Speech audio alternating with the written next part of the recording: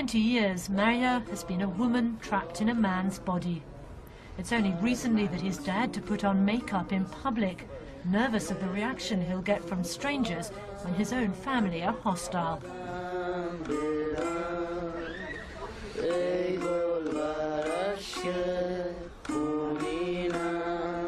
Transsexuals in Iran are increasingly demanding the right to live a normal life like anyone else.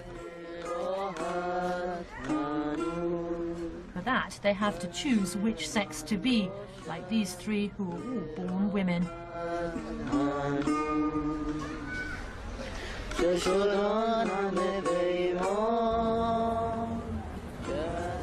Iran is not a country where the distinctions between the sexes can be blurred. Those who try it turn heads. Since early childhood, Maria enjoyed dressing up as a girl, but as he grew older, he had to do it in secret.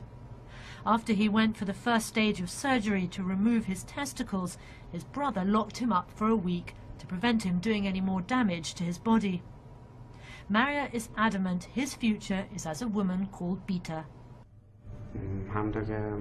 میگم خیلی این کار اعتقاد دارن که دست نباید بزنید تو کار خودم، ولی من به این معتقد نیستم. با اینکه برادر خودم هم به من این حرفو زد، گفت همینطوری بمون. من نمیتونم اینو بپذیرم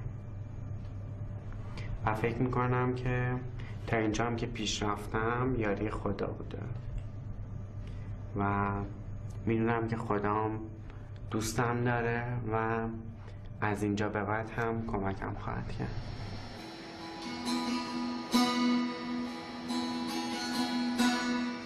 In a theocratic state like Iran, surprisingly, altering God's creation in this most radical way is legal, even if it's still not socially acceptable.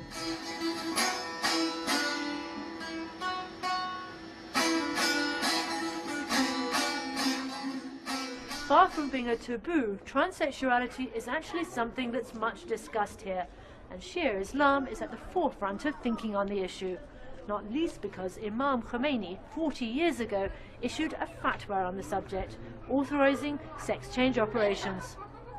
I've come to the holy city of Qom to speak to Hujjatul Islam Kariminia, who's an authority on the issue.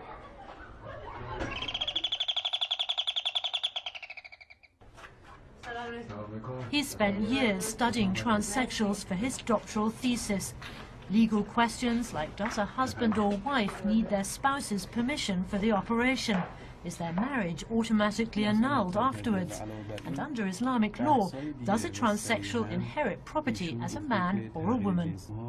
Questions Shia Islam can tackle because in his writings, the father of Iran's revolution, Ayatollah Khomeini, recognized transsexuality as an illness, unlike homosexuality, which is a sin.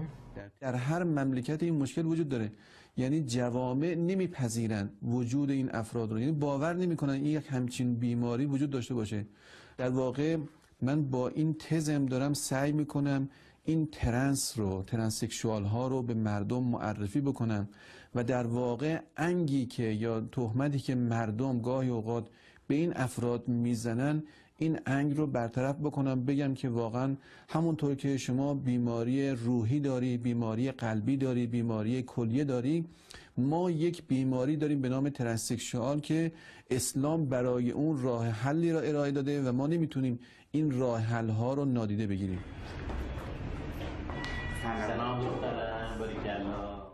And Professor Mir Jalali is the man who provides the solution as one of Iran's top specialists in sex change surgery. Maria is hoping the doctor will make a female body for him. That's if he can find the £2,000 the operation costs. به این عمل شما یک عمل سنگینی 5-6 در اتاق عمل هستید. بعد این قسمت از روده شما رو برمی‌دارن و با اون که روده برای شما یک فضای درمانی درست. بعد یک 3 هفته زمان میخواد تا این کاری که من درست کردم رو جوش بخوره. بعدن جواب مثبت بده و بگیره. The doctor has done so many of these operations that he's now developed his own special technique. نامه برای دکتر مهرابی امیدوارم که کار بچرخه.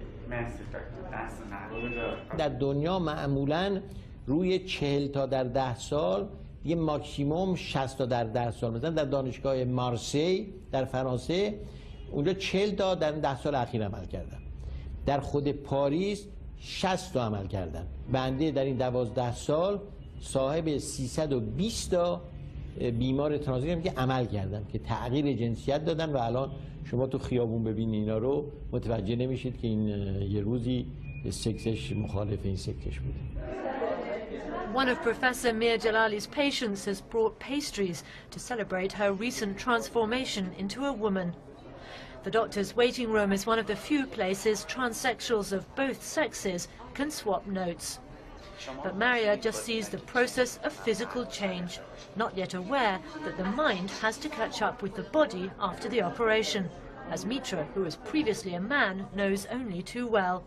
Psychologically, she's now in turmoil. قاطی شد دل خودم رو گم کردم، یعنی اصلا دیگه یاد دلم واسه خود اصلیم راستش تنگ شده که من عادتم این بود مثلا صبح پا می‌شدم چیکار می‌کردم. خب نقاشی دوست داشتم، خیاطی دوست داشتم، خیلی کار داشتم، استعداد زیاد داشتم. امیدوارم بتونم دوباره که دوباره خودم بشم. But Tomic and Alan were happy to leave behind their past. Born women, they were reluctant at first to say what their female names were before the operation, though they told me later. اسم قدیمی خب حالا میگیم. باشه. اول اسم الانمون بگیم بعد. سخت است گفتنش. با اینکه خیلی وقت دیگه یادمون رفته. اینه که یادمون نیاد بهتره. Tomic and Alan, who are distantly related, were lucky their families supported them. As teenage girls called Anita and Alim, they dressed in boys' clothes, convinced they'd been born with the wrong bodies. Now there's little trace left of Anita and Alim. Iranian law allowed them to change their names on all their official documents. Do you know that in my country, for example, in England, you couldn't change your birth certificate if you're a transsexual, even if you had a sex change operation. But in Iran, you can do that. فکر کنم تو ایران بهتره. تو ایران چیز میکنن، میگن که باید یا هویتتو بشناسی، یا دختر یا پسر.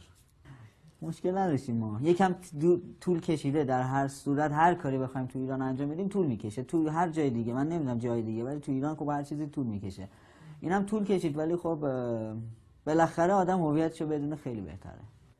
Hajjat al-Islam Karaminia knows it will take a long time to change attitudes, but he wants the rights of transsexuals enshrined like any others. حق انتخاب برای هر فرد انسانی به عنوان یک حقی از حقوق بشر هست. یا مثلا حق تعیین سرنوشت یکی از نکاتی هست که حقوقدانان دنیا همه اون رو پذیرفتن. یعنی هر شخص انسانی تو هر مملکتی حق انتخاب داره، حق تعیین سرنوشت داره. من میخواهم یک تئوری یا یک نظریه رو مطرح بکنم و اون این که ما میتونیم به عنوان یک مصداق یا یک مورد از حقوق بشر بیان بکنیم حق تغییر جنسیت. In most countries, transsexuals are advised to practice living as the sex they want to be for a year or two before they undergo surgery. But Islam, like many other religions, does not allow a man to dress as a woman. You can choose your gender in Iran, but you cannot choose your sexual orientation. اسلام و فقهای شیعه خواستن بین این دوتا یک تفکیک مشخص بیان بکنن. به عبارت دیگر میگن که ما از یک طرف ترنسسکوچوال ها داریم و از طرف دیگر هموسکسوال ها داریم. بین اینها تفاوت و تمایز هست و در واقع دیواری همچون دیوار چین بین اینها واقع شده. Tomic and Alan and their friend Ali Reza, who's still a girl, sing of unrequited love.